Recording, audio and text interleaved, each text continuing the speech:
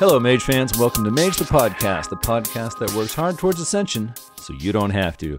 I'm your host, Adam Simpson. I'm joined by co-host Terry Robinson. And last time we spoke to you, Terry and I were both enjoying the Sorcerers Crusade, but we just felt like somehow something was missing. And what that something is, we're going to discuss today on Tomes of Magick. Before we get into it, Terry, are there any announcements? I have no announcements. I'm so good at podcasting. Today we are looking at Crusade Lore, the Storyteller's Screen and Book. This was put out in 1998 and is the overflow book for the Sorcerers Crusade rulebook. There were 12 authors contributing to this book, even though it is only 71 pages. It is packed with goodies. Now this was shrink-wrapped and sold along with the Storyteller's Screen for Sorcerers Crusade. I took mine off the shelf and took a look at it. It is cardstock. It is 4 folding panels, and so the player side has a large full color illustration, which is a really nice looking illustration of the Order of Reason capturing bygones, putting them in cages and transporting them off to some hideous fate somewhere, probably a nice zoo where they're well fed and kept from hurting each other, and they can inspire children's writers. But I mean, that's just too dreadful to contemplate. And attacking this caravan, we have a collection of sorcerers wearing very different clothes, letting us know that they come from different backgrounds, different traditions of magic, and they're all working together because at the time that this game takes place, the 9 traditions, the Council of 9 Mystic Traditions, was just forming and just learning how to cooperate and work together towards worthwhile goals. That is the player side. The storyteller side is black and white, and it is a collection of tables and charts that is pertinent rules information to help the storyteller. My thoughts on the storyteller screen, the illustration on the player side is very nice. I won't deny it. It's a very attractive illustration. But I actually like to have player-facing information on the outside of my storyteller screen. So it's like, actually, I don't want to be nitpicky here, but if it was my dream storyteller screen for Sorcerers Crusade, it would have probably 2 panels of nice color illustration with a real big logo or emblem for Sorcerers Crusade, to let people at game stores know what game you're playing, and also 2 panels of player-facing information like stats on the weapons they like to use, how do you spend your experience points, stuff like that. And for the storyteller-facing side, I do like the information that they present, but there's a lot of white space, and I really like to pack my my storyteller side with pertinent information because there's so much to refer to. Saving one trip through the pages of the rule book is certainly something I'm going to appreciate at a game table. So please cut down on the white space, increase the information for a storyteller. But Terry, what do you think of the storyteller screen? So this is the part where I divulge a dark secret. I don't have the storyteller screen. I try and have encyclopedic access to every bit and bob that has been available in Mage. One day I will tell the tale of the magetheascension lighter that fell from between my figurative fingertips. The big thing I get when I look at this art is this has big Dungeons and Dragons energy to me. This reminds me of a lot of the late 2E stuff, that was in kind of the generic fantasy arena in terms of its full color. It tries to show something in a medium level of activity. It clearly shows a lot of people that are in pretty good physical condition that are pointing at things. And just looking at kind of the numbers displayed here, my money is on the traditionalists. And that is rare in Mage that we get a group of traditionalists successfully doing anything against someone else. So you can tell that this is a time of hope because it depicts both cooperation and a lack of crushing paradox. So that's kind of cool. As for the charts, again, I don't have a copy, so I'm working off of what I am able to see on the thumbnail image on this eBay page that I just hit buy on because I don't have a copy of this. So I thank you for painting that word picture. Adam, one question for you, if I may. The tables, does it include statistics for war balloons? We'll get into war balloons when we talk about what is in Crusade lore, but I really hope the table giving me statistics for the war balloon are in there, because the more place we have balloon stats in Mage, the more likely, the better our games are going to be. So, yeah. Definitely. Yeah, no doubt about that. Well, this book is divided up into 3 chapters with an introduction. However, the introduction is much less than half a page. It basically says, hey, this is the Overflow book. We got 3 chapters. Let's go. This is the most effective intro we have in all of Mage. They're like, we got a quote. I hope there was this argument between like the editor and the developer, and they're like, if we cut this down another 30 words, it's only going to be 1 damn page, and we get more Leaf Jones art that way. And they're like, for you, Mark, I'm going to make this happen. And then it did. Awesome. Okay. Terry, can you give us a walkthrough? Sure. After the introduction, we have Chapter 1, A World of Shadows. And the art for Chapter 1 depicts a very tiny version of one of the Celestials from the Marvel 616 continuity. It's probably like Asheram the Crusher or something against a person who is leaping with a sword that appears to be having the time of their lives. Alternatively, in that Celestials are frequently hundreds of feet tall, I would accept that this is a 100-foot tall fencer who is also getting ready to drop some pain on someone. This portion of the book just tries to tell you what the early Renaissance, late medieval world looks like, and it just gives you a lot of pretty dense descriptions. If you're the kind of person that reads a book that is set in a particular place and are like very excited about things like heraldry, or a descriptor that is like, as he snuck up the scutcheon, his trembled, wobbled as it touched against the latchel of the door, you will love this section because I was constantly Googling words. It just used them and it was unapologetic about them. And they all had to do with cottages and ship parts and other things. And it just kept moving. It's like, I don't have time to explain things to you, peasant. It talks to us about aspects of the Renaissance world. It talks about how the most common ship of the time was between 40 and 70 feet, weighed about 60 tons. How if you know what you're doing, you can just look at a ship's sail and shape and tell you what it does and where you are. Ships on the Mediterranean are still oared. The big Great Galleon is over 250 tons and is largely crewed and protected by freemen.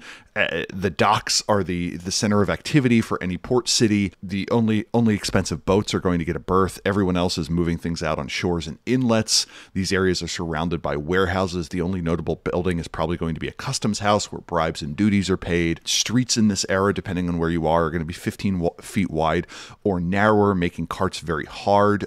Tall buildings are all going to be made out of wood. Brick is just too heavy.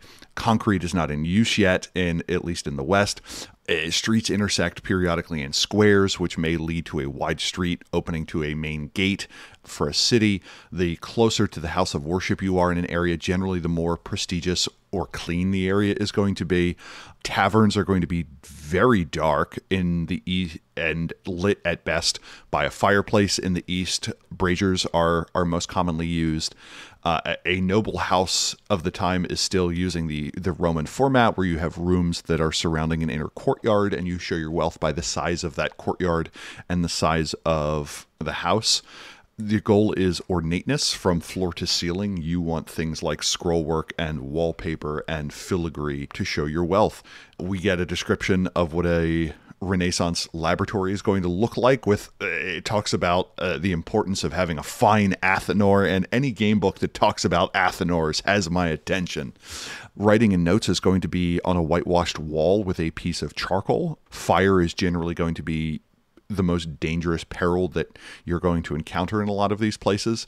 Dungeons in the era are modified storerooms. They get use, they throb with evil.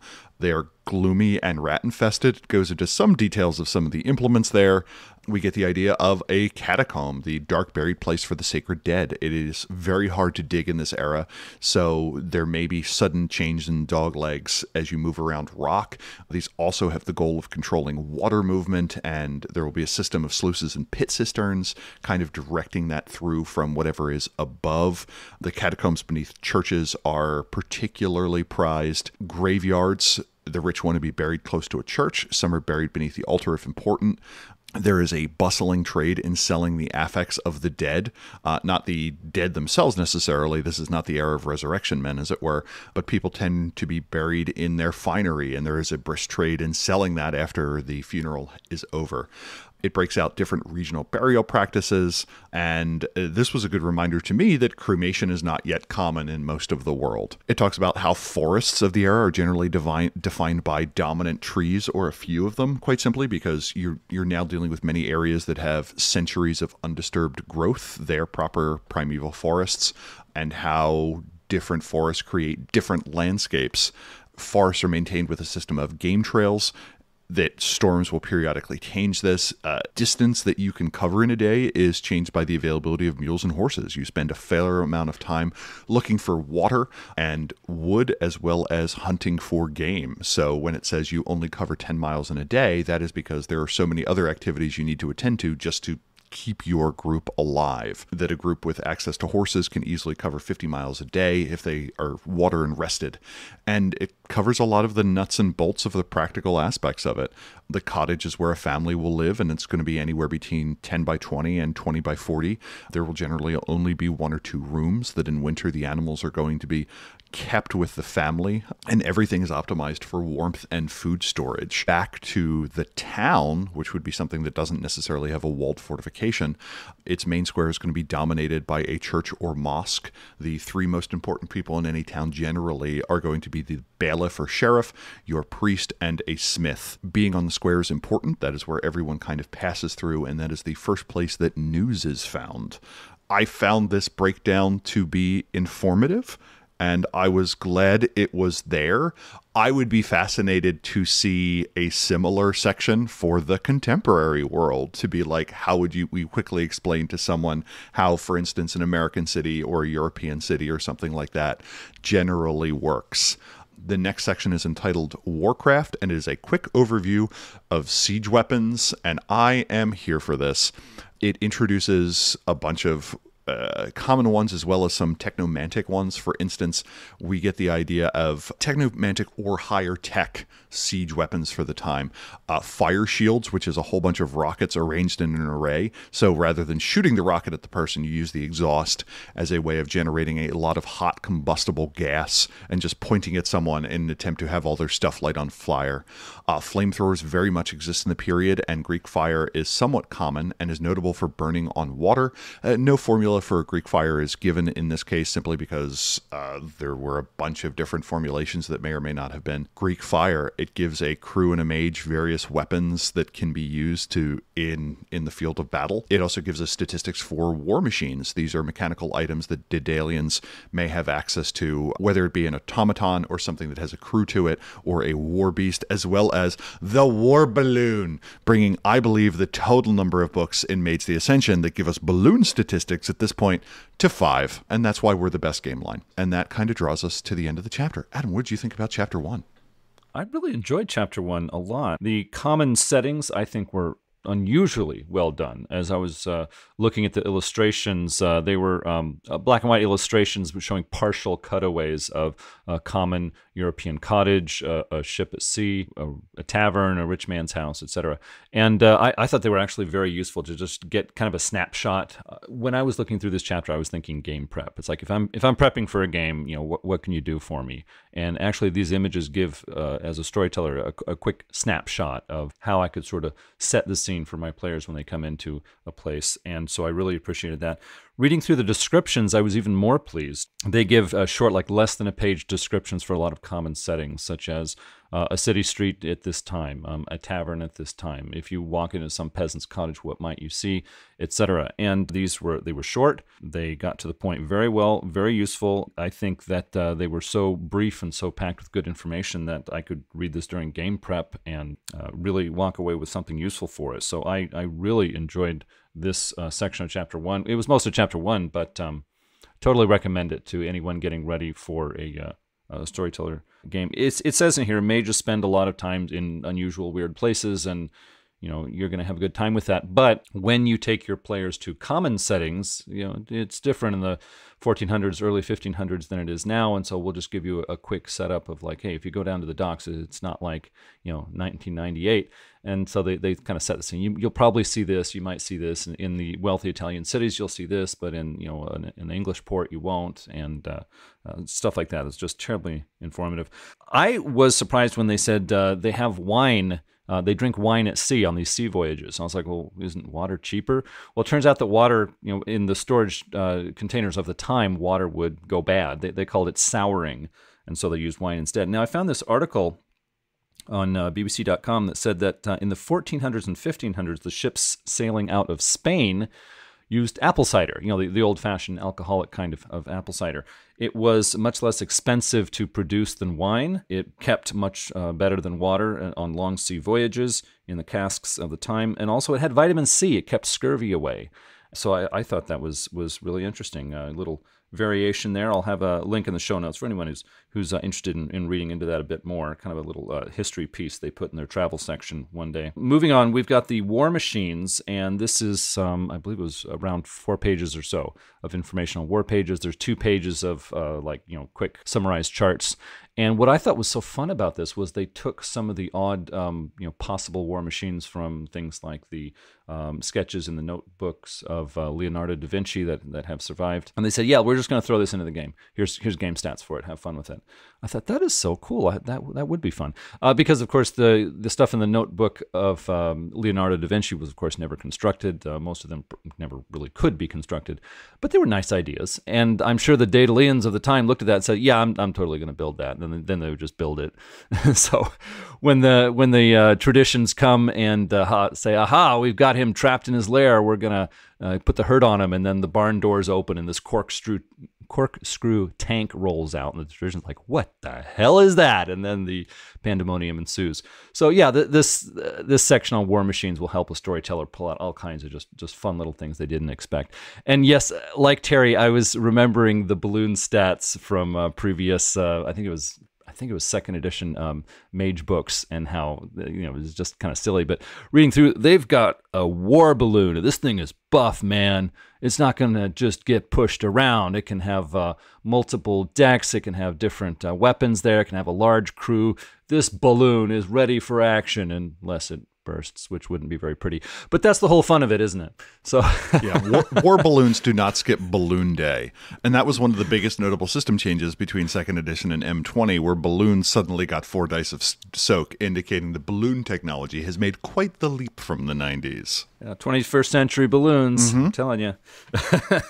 Chapter 1 was Chapter 1 alone is worth the price of the book for me, and really enjoyed it. I heartily recommend it to anyone who's going to sit down and run a story for Sorcerers Crusade. But I'm ready for Chapter 2. Chapter 2 is entitled The Play's the Thing, and gives a bunch of concepts. This also is pretty well done, and talks about how mages defy the order of society, and there is no formal role for them. They are dangerous and can live outside the system. It fills in the backstory for several character types, and these are just some of the notable ones. One is the bastard, the character born of nobility yet denied its privileges. They are rarely kept in line, as there's not a lot of expectations for them, but at the same time they are still noble. Beggars are an amazing source of information. They hear much, and they feel themselves to be kind of like a hub of an information network. Diplomats have the goal of avoiding expensive war. A heretic may be formed just because you were born in an area that worships a doctrinal faith slightly differently. You may not have made an attempt at changing your beliefs, but it may just be a byproduct of upbringing.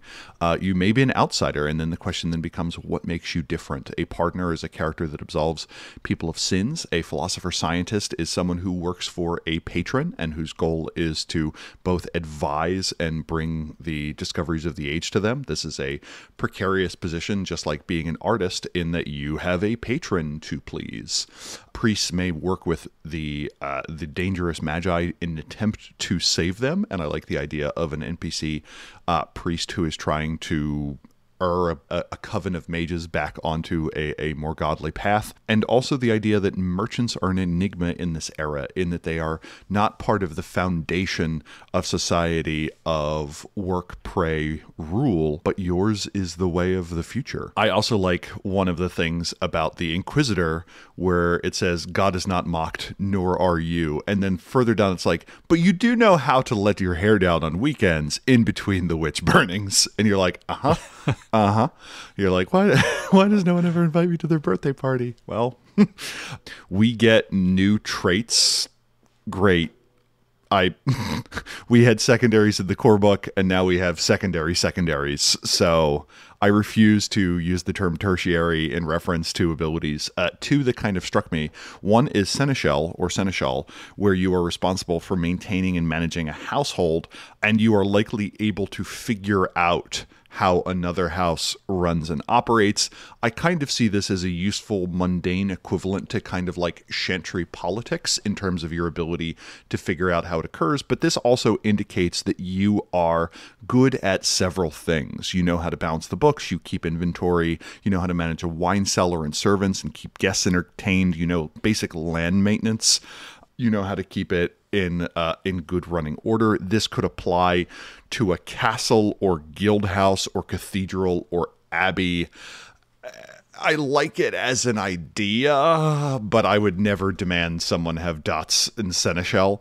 The other one we have is symbolism. And one of the ideas I kind of got is that symbolic language, symbolic art, and just symbols born through magic are much more common in this era, and that characters will, at higher levels, are familiar with the ways in which nature will array itself to provide signs and portents, that you're familiar with biblical verse, flower codes, hand gestures, and so on. And I like the idea that you can figure out and send these symbols as a way to communicate. And this to me kind of would replace enigmas, which is probably what I would use in M20 for this. We get a bunch of merits. Noble blood is two-sided. It includes lots of expectations on you. You are probably able to do and get away and gain entrance to things, but you have enemies. And that is one of the recurring themes with any of the merits that indicate that you have some sort of power. We get beast affinity, which gives you the ability to work with animals at an exceptional level. At one point, you are fond of an animal type and they generally get along with you, so maybe ravens, wolves, cats, or hawks are inclined towards you. And at 4 points, even dragons are like, hey, get a load of this guy. He seems okay. Arcane Heritage, you knew that you were going to awaken, and you get an additional dot in occult. This is interesting because this idea of the children of mages becoming mages or what have you is something that is suggested in the modern era, but is seemingly more common here. Title represents some sort of power you have, from being a knight, lady, or priest, all the way up to being a prince or archbishop or royal confidant. And again, it reminds you that you are going to be pursued. There are certainly benefits to it, but you do have enemies. And this feels a lot more appropriate in an era where the murder rate was significantly higher and poisons were significantly less detectable, that you do have a target on your back by someone. A bunch of the backgrounds are generic. This is the book, I think, that introduces just ties, where you get a 2-point tie to something. It could be to the church, it could be to a royal house, it could be to a magical society, whatever. It didn't break it down into mob ties and business ties and church ties and so on. There's seemingly a shift that Cursed takes the place of Dark Fate, and Dark Fate is slightly changed in that the Dark Fate now hangs over you at every turn. Your character is very aware of it, and it bothers them. It kind of blends those two, where Cursed is bad things regularly happen to you, and at a higher level, eventually, everything you do will ever be destroyed. So I thought that was an interesting kind of melding and reinterpretation of some of those. There are period appropriate ones where it is like ignoble bearing or disturbing mannerism that marks you as being odd or out on society, religious aberrant, and so on. I thought these merits were perfectly fine. I have no real commentary on their weighting, but a lot of them are period appropriate. To me, these are things I would use to probably make an NPC more interesting. I don't know how much I want characters to have them. That's just me. The next section is entitled Renaissance Flavor. and it talks about fashion trends, that Italy and Europe is the cornerstone of fashion. I like the line that it mentions that some codpieces are padded or jeweled. Didn't know the origin of the codpiece being a outgrowth of the fact that if you have leggings and a waistband, you need something to cover your junk. And that is where the codpiece came in. The corset will keep your waist at a svelte 13 inches. The pointy hats of the medieval period are gone. Gabled hats are in. Women in this era will now show hair. On the peasant side, just about everything is wool where possible. That your basic garment is a chemise or an underslip for a woman and a simple bodice or wimple to cover the rest of you. It has a specific side that I liked, which says, what if you want your female character to wear pants? That's up to you, but understand that her reputation will be held in serious question if the shape of her thighs are exposed. Only a prostitute shows her whole leg. Shortly thereafter, it mentions that bare busts occur in this era and that it is not considered as lewd as we would consider that in modernity. Courtesans and prostitutes will frequently go boobs out. Pockets have not yet been invented. Everything is in a pouch. Merchants generally wear dark colors with little ornamentation, and sumptuary laws exist, indicating that certain classes of people cannot wear certain types of garb. For instance, peasants may not wear ribbon or fringe except for certain festivals or holidays. It talks about kind of the prejudices of the region, that at this point the universe is a set of nested crystal spheres moving about a flat disc-like Earth. God created the world in 6 days with a day of rest, and little has changed since. In Italy, magnetic compasses are beginning to exist, and trade has beginning to make the area wealthy. Wars are on the rise. New printing presses are putting out revolutionary pamphlets. The Florence Cathedral is the first work since ancient Rome to occur on a grand scale. Italian characters are from kind of the high society of Europe. Awakening is part of the spirit of the age, where in contrast, in Northern Europe, the Pope is demanding taxes from far regions. Larger buildings reinforce social order. You have a grand cathedral or a great manor house to show those in power their greatness. Northern Europe tends to be more orthodox. There is a pushback against the expanding practice of the sale of indulgences, a church device to pardon people of their sins in exchange for money. This area is humble. Pagan ways are still baked into cultural practices of the area and are not necessarily considered heretical. It talks about the prevalence of bigotry, that anyone who does anything different from your area is going to be looked down upon, almost regardless of what it is. It talks about how in other settings of the world, other areas of the world, Europeans are generally viewed as a barbarian. So if you have a mage character from Europe who has managed to make its way to an Eastern court or something like that, they will merely be viewed as the most successful of the barbarians. And that the first step of dealing with bigotry is acknowledging one's own flaws.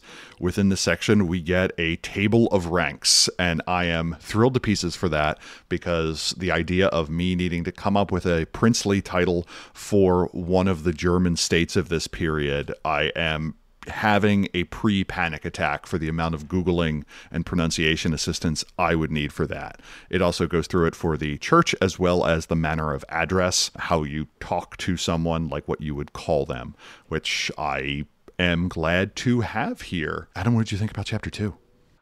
Mixed bag. A lot going on in Chapter 2. In fact, a lot of the material advertised on the back of the book is to be found in Chapter 2.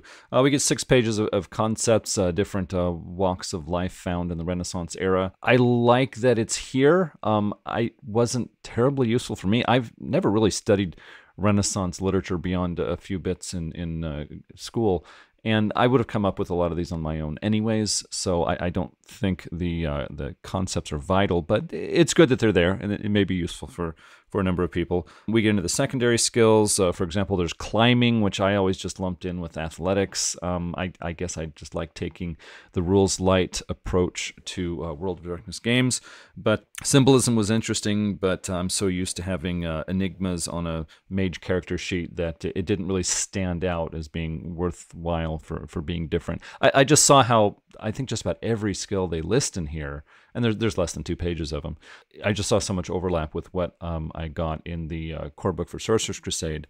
But for people coming to this game from Mage 20, they're more accustomed to a larger set of skills, and this may be more to their liking. So it's good that it's offered, but yeah, the new secondary skills, or secondary upon secondary perhaps, I just don't think they're what I need from my game. We get into a number of pages of merits and flaws, and I like these. I thought they were interesting, period appropriate. I think it would have been much nicer if they had been grouped into categories, because as a storyteller working on NPCs, I really want, I want a society merits and flaws. I want to see the supernatural merits and flaws, etc. So grouping them into categories would have been so helpful for a busy storyteller prepping for a game. But I like that they're here. And it's funny, Terry mentioned the beast affinity and how you can get along with bygones. And that was also what I noticed, because the next book we're reviewing is a Bygone Bestiary, which has tons and tons of bygones, a lot of fun. And so I was looking through this, is like, if you get beast affinity up to 4 points, you not only get along well with normal animals, but you have a chance of getting along with bygones as well. Now, of course, a grumpy dragon is not going to become your pal, but the point is you've got a much better chance of being able to parlay with the bygones who can talk, and to calm down the ones that might just want to eat all the peasants in a village. So I thought that would be fun to bring into a game and work with. There's fashion information. Terry went over some of the details of that. I thought it was somewhat useful. I wish it wasn't quite so long, but then fashion is not exactly my passion. But it's nice that it's here. There is a little less than 2 pages on culture, and interesting to read. I thought there was some overlap with what we got in the core Sorcerers Crusade book. I guess that's interesting to read. The bigotry section, it was interesting because as I was reading through it, it's like, well, yeah, duh. But then, oh, wait, I got to take a step back, because I've read a lot of historical and older kinds of books. I tend to read a number of things from like 1800s and even a few before. And so, yeah, to my mindset, it's just natural for, people from northern Italy to talk about the people from southern Italy as being those terrible, awful people. We would never do those awful things. And nowadays, people don't quite have that perspective. And so, why would you rag on someone from the next village over? I mean, they're your people. And back then, they didn't really think that way.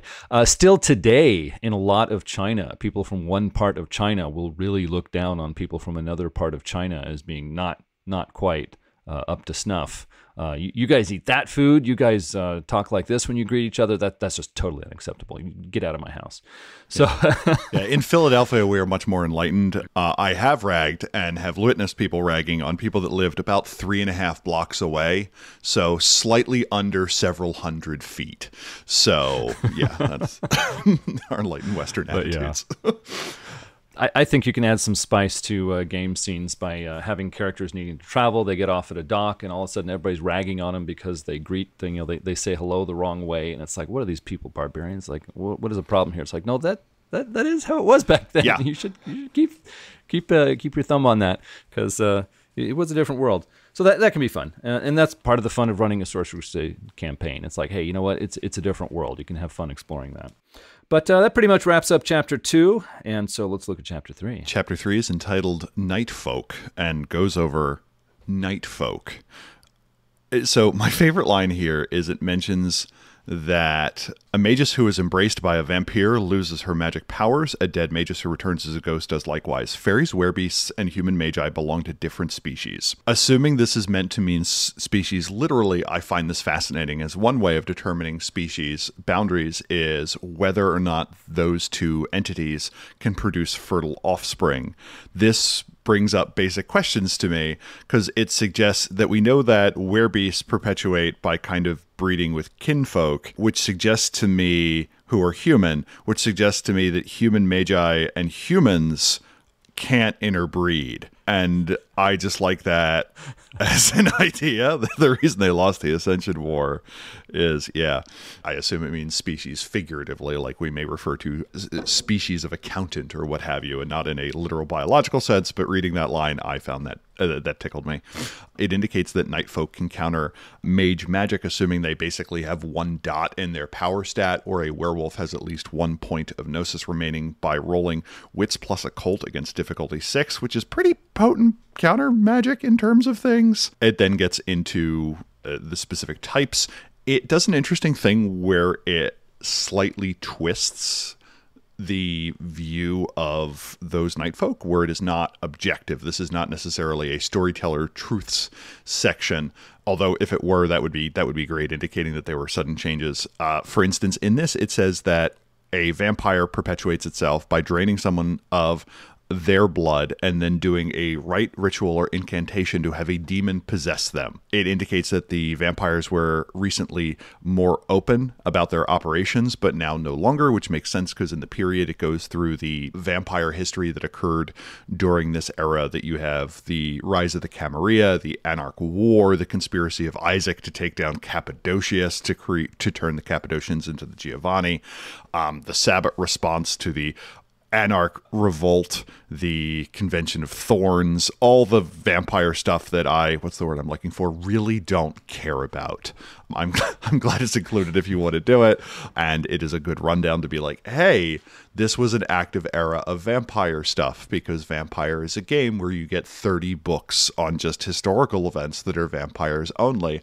I'm not jealous, you are. And gives you some statistics. It indicates that Tremere are particularly hated because of their 150-year war between 1201 and 1350 between the houses of Hermes and the corruptions of Tremere. It indicates that Clan Lasombra and Zamisi have links to House Titulus, as well as with the savage vampires of what it refers to as the Black Sabbath, which I just kind of like the slight turn of phrase. It gives you a rundown of their powers and vulnerabilities and how to counter them. I like that it indicates that to stake one, it needs to be of rowan wood. In some texts, it is indicated as being hawthorn, and it gives us sample stats. It gives us a few notes about vampire history, as I mentioned, and then moves on to skin changers. The interesting thing here is it doesn't strictly talk about werewolves. It talks about the Coelacanth werecats. There's a type of devil cat that is rumored to be in Europe that are slowly going extinct, that they are hedonists and being actively hunted, that they are fleeing possibly to the New World, and they're interested in magic. The ratkin of this era are rumored to be plague bearers untouched by their own poxes that act as assassins. Were-ravens may watch over battlefields to find out what is going on. They stay in dark, remote places and give information to others. And they have the line of, so sleek, so lean, so utterly seductive, with a flash of his shining eyes, this sophisticate can soften the hardest heart or convince the shrewdest noblewoman to put her riches in his safe keeping. It indicates that the Black Furies, the Warders of Men, which are the precursors to the Glasswalkers and the Iron Riders, as well as the Children of Gaia, form some of the only mixed packs in this era, and otherwise werewolves tend to keep to their own. The next section we have is on the Restless Dead. What are the status of ghosts in this era? It says that everyone believes in ghosts. No one is going to stare in disbelief if a kind of ghost appears. They are a very real part of the Renaissance world. The exact origins of them are not necessarily agreed on. This is an era of tumult in the Tempest that Stygia is under siege. This is shortly after the breaking of the guilds, and the guild war is still very much active as the hierarchy tries to reestablish itself. It is opposed by the heretics. The fishers have been sent to the far shores, and the renegades are trying to throw off the yoke of both the hierarchy and the heretics. Then we get to information on the kindly folk. The fairies have fled, but people do not know this. We get a side on the Glastonbury Circulus, which is a group, a pact that oversees that sees that Tremere and vampires otherwise are not able to reestablish themselves in Glastonbury Tor. This is a group that goes across Nightfolk and successfully kicked out Merlita of the Tremere, as well as stopped Wingard's march. That is something that we got a bunch of information on both the technocracy side as well as in the Verbena histories. The fairies have weird laws that mages often have difficulty with, that they have an odd notion of domain and region. Many places of fairy magic have been abandoned and people aren't quite sure why. The Shattering is very much in recent history. That is the final breaking of the ties between Arcadia, the realm of the Fae, and the mortal world. Courts in this era are less important. Again, the Sidhe are going to be largely gone. The fairy nobility have largely departed.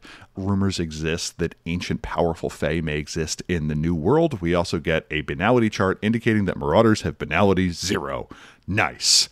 The final part of this, we get our Scourgelings. These are entities that, for a particularly large manifestation of the Scourge, or when your storyteller is bored, can appear. We get the Hexawoodle, which is a goat-headed man being ridden by a long-lived scythe-wielding person with a head of a rooster, with a scythe that can easily rend off limbs, steal them, and then wander back into the penumbra, the character soon to follow. It kind of skips a beat. Like, if your arm is cut off, I don't know if step one is chase after the person that took your arm or run in terror because you just lost an arm. I think option 2 is perfectly fine, because if you have the magic to reattach a limb, you probably have the magic to regrow a limb.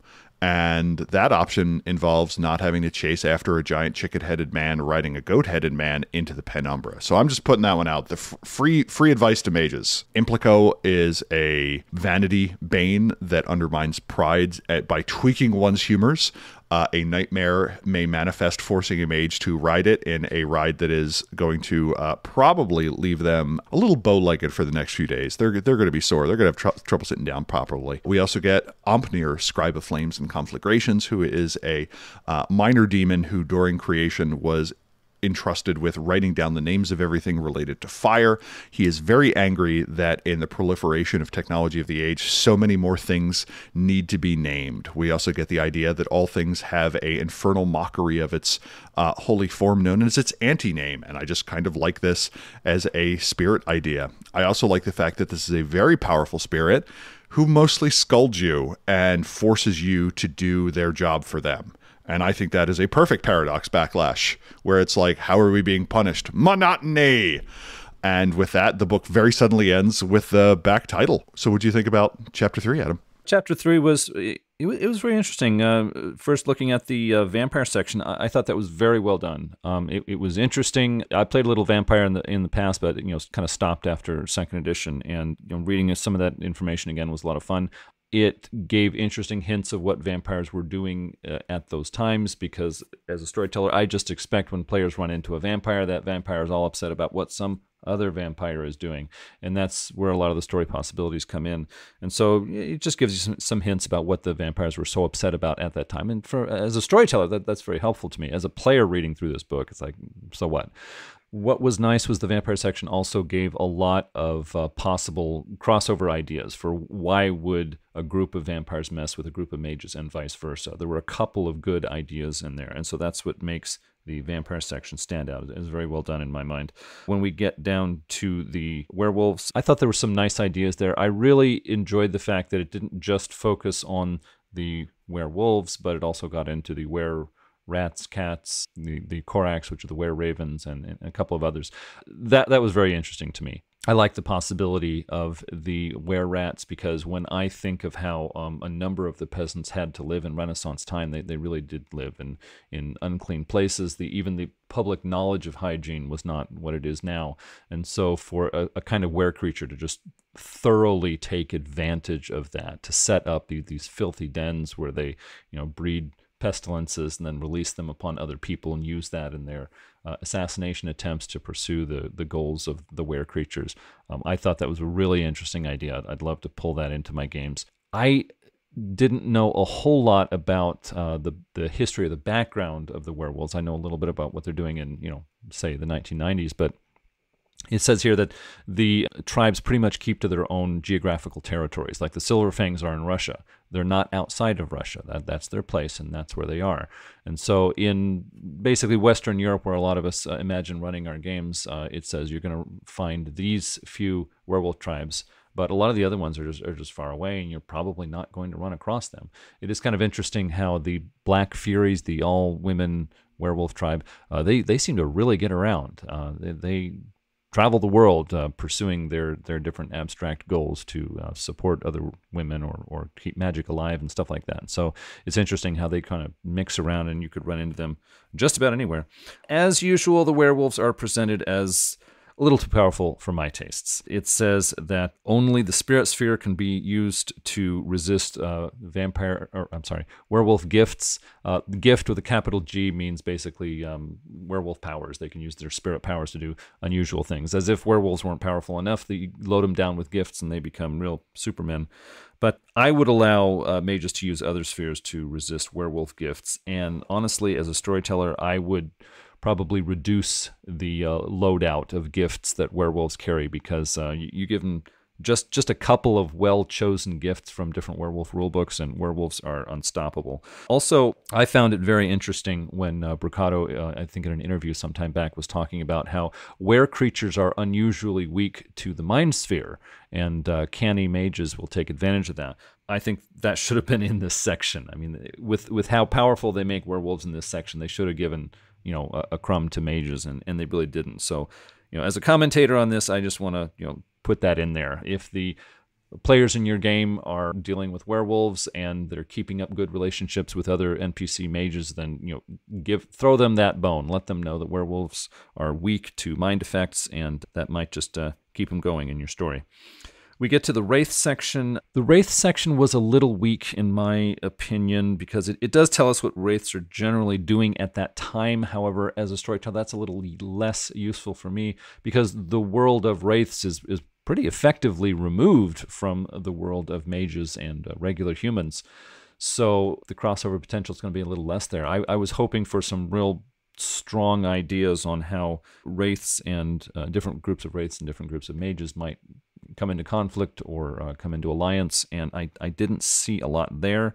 I guess one thing that sort of softened it for me was the idea that if you go back and look at basically most kinds of stories and plays written from the 1800s and before, ghosts were a prominent feature. This section, as Terry let us know, this section points out that most people believe in ghosts, and looking at earlier literature, I can really believe that. There were so many ghost stories that people love to tell each other. So I guess the crossover comes from that. If you have some good knowledge of earlier, maybe period literature, you can get your ideas there. But this section on Wraiths did not give me a lot of crossover ideas.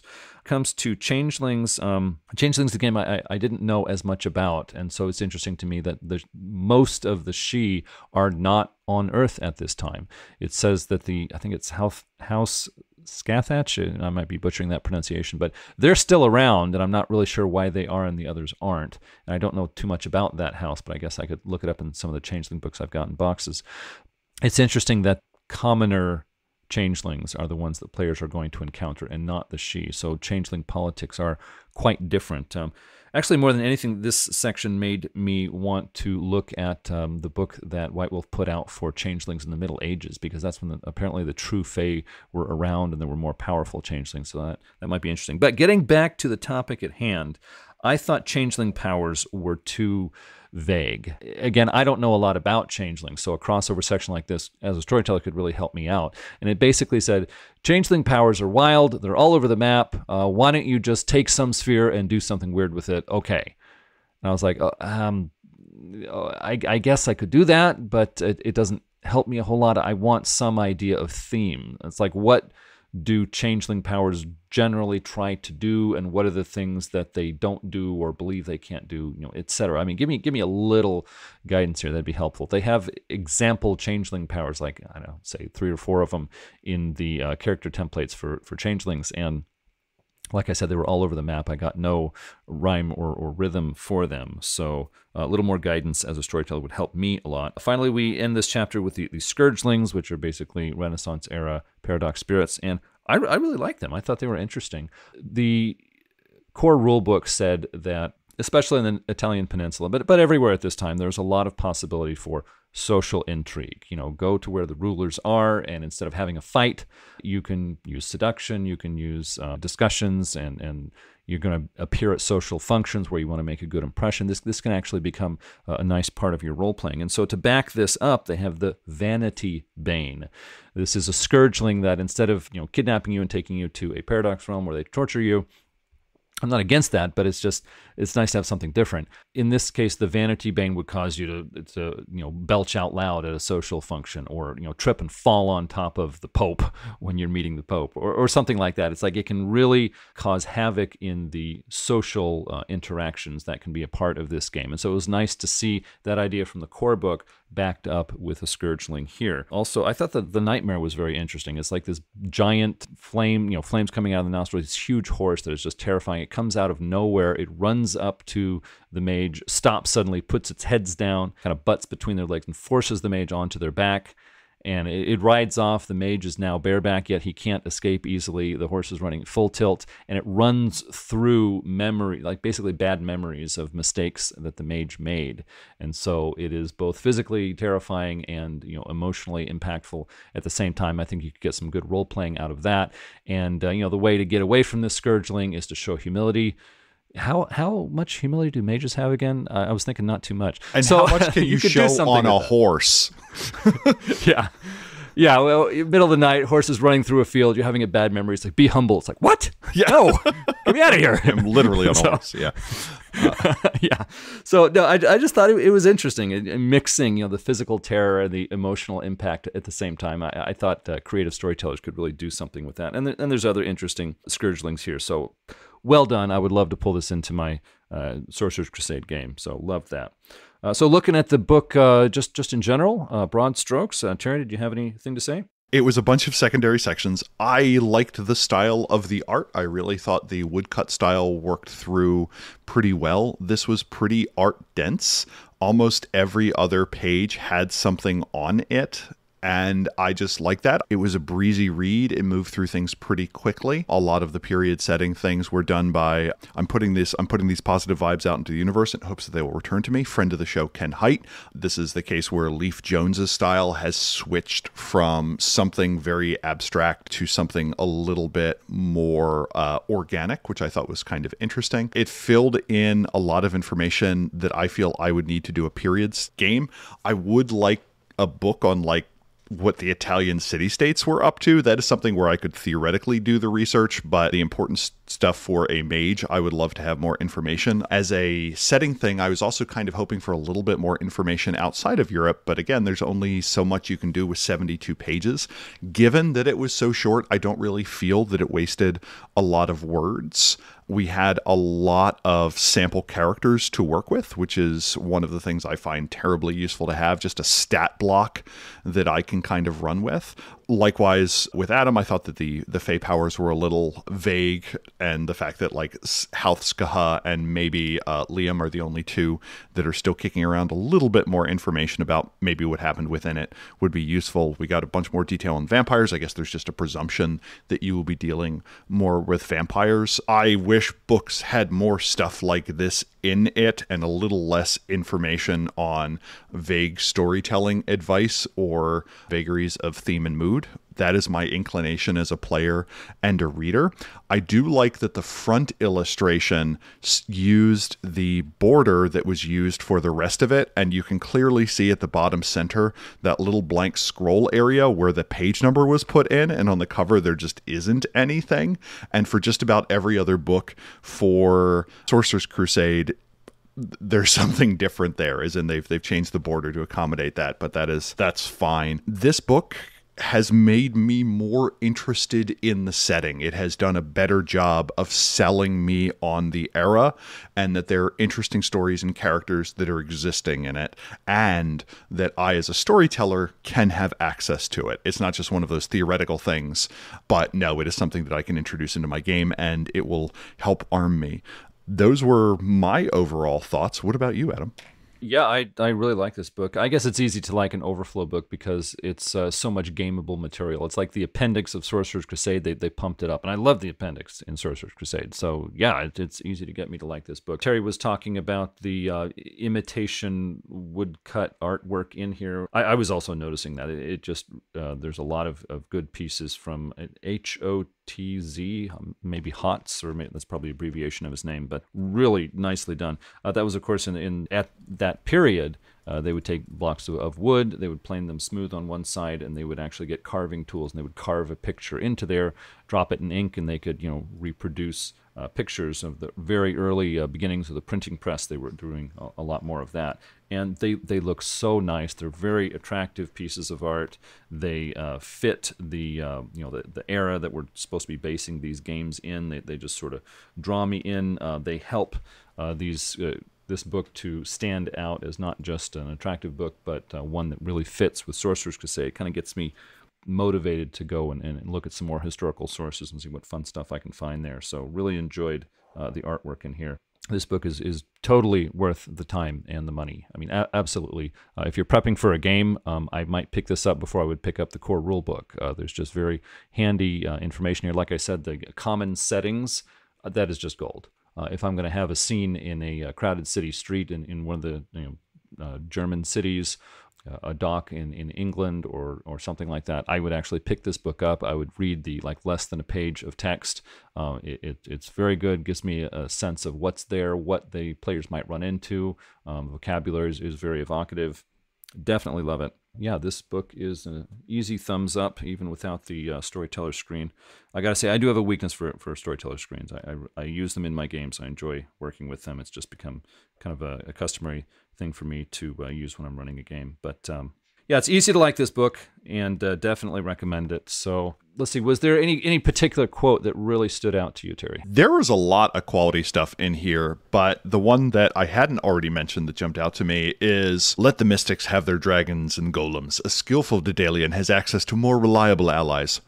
War machines. So it is good to know that in the same way a knight has his steed, a witch has her cat, a prophet has their rook, a Daedalian has the most trusty ally of all, a war balloon.